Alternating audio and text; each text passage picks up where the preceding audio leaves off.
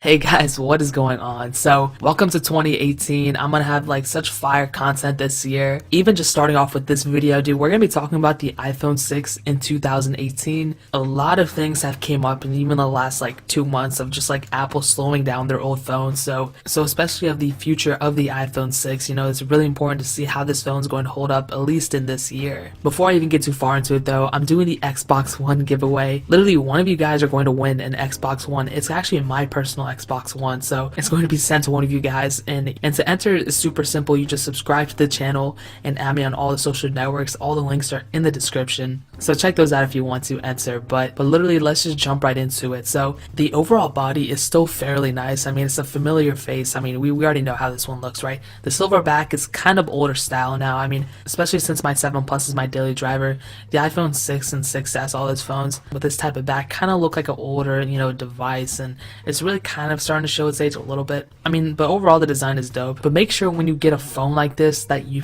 probably should buy a case. I always go for Apple's case they make. I love them. Even on my daily driver, my 7 Plus, I keep it. So I mean, I'll leave a link to this one in the description if you want to buy it. But the screen is the same resolution as the iPhone 8, so it's not bad. But I've noticed it's not that sharp. It's LCD, so it's not AMOLED like the iPhone 10. So colors are fairly accurate. It's not that bad of a panel even now. But knowing Apple, they'll probably mess up the panel some way too in the future.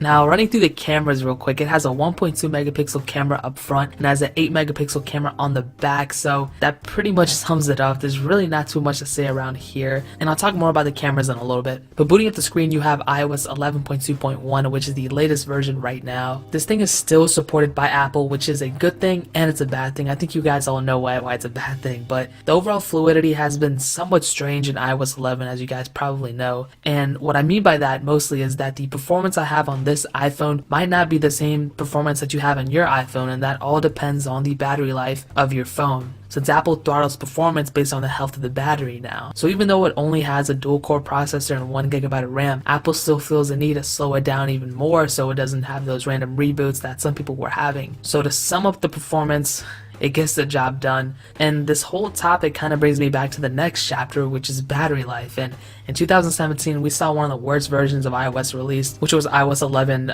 It's now much smoother and battery life has gotten a little bit better, but Apple has stated that an iOS version is coming within the next couple of weeks with detailed battery stats, so that's pretty cool. But honestly, as much as it pains me to say this, and I really didn't want to fund this little project Apple is doing, but what I would recommend you if you do plan on getting an iPhone 6 or 5S or even a 6S or 7 is go for Apple's $29 repair thing. I feel like it'd be well worth it. It's not going to be a night and day difference. If you're expecting that if you change the battery that you're going to have a blazing fast phone, that's not the case. It's not going to be comparable to the iPhone 8 or iPhone 10 or anything, but I mean, it'll be a little bit better, and I think the $29 might be worth it. Another thing I would recommend is getting the Apple battery case. Now, if you're already going to go in and you're already going to get the battery replaced, you might as well grab this case as well. Apple actually makes this case, and I actually have used it before on my iPhone 6 and 6S, so I would highly recommend you guys to get it. If you guys are already going to the Apple store, pick one up, but I'll leave a link in the description if you guys want to get it on Amazon. And this next chapter I want to talk about is camera quality, and honestly, it's still not that bad. Photos are solid.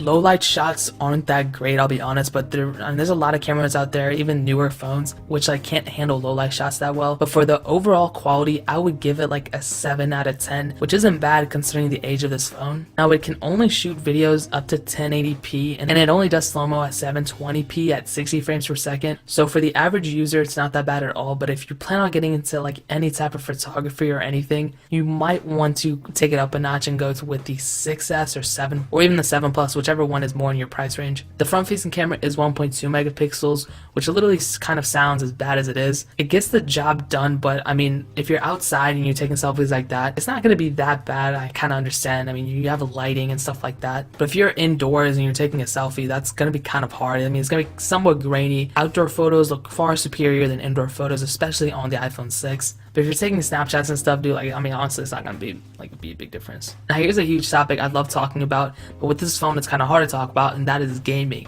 So I mean, at the end of it, it's still kind of decent. I wouldn't recommend playing like super intensive games on this. I mean, it tends to heat up the phone a little bit. It's not bad at all though. I mean, you can see like I'm playing like heavier intensive games, or at least I'm trying to. And I mean, the sad thing is that in a way, the more you play these games, the more your battery is dying and the cells aren't like charging as much as they used to, and your phone is slowing down, which kind of sucks. I mean, the phone could handle more, but I mean, Apple just clocks at lower speeds. I mean that's why it's so important for you guys to get the battery replaced. You can also replace the batteries yourselves if you want to. It's not that expensive. So everything seems to fall in place with every other phone. I mean, it works as it should. So would I recommend this phone in 2017? This is exactly how I would put it. If you're a person who is probably in high school up to, you know, maybe even in college, and you don't really do much with their phone besides Snapchat, MS, emails, you know, all that like work stuff, light work, whatever, then this phone is not a bad phone at all. But I mean, if you're a person who like has a family and you want to take like amazing pictures of your kids and your dogs and needs all-day battery, and needs like or like you're important and someone needs to contact you all the time and you need like a very reliable phone, then honestly you should probably get an iPhone 6s or even an iPhone 7, you know, something like that. It's very hard for me to recommend the iPhone 6 because it's kind of at its end of life. So I mean, it's within the next year or two it's gonna be phased out. It's already kind of getting phased out with these updates. So I mean, even like your grandma or grandpa, you can give them the iPhone 6, they're not gonna care. But if you're in that middle range where like, you know, you have a job or people need to contact you or whatever, you should probably go up to an iPhone 6s or a 7 or whatever. And here's actually a fun fact though, up until like 3 weeks ago,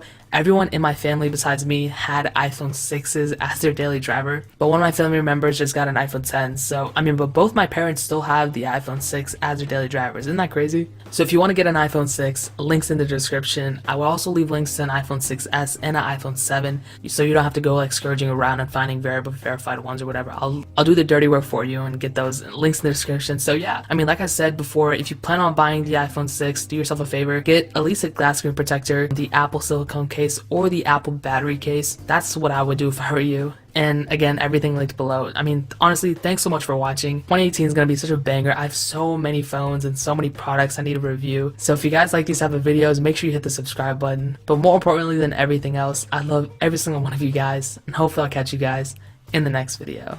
Peace out till then.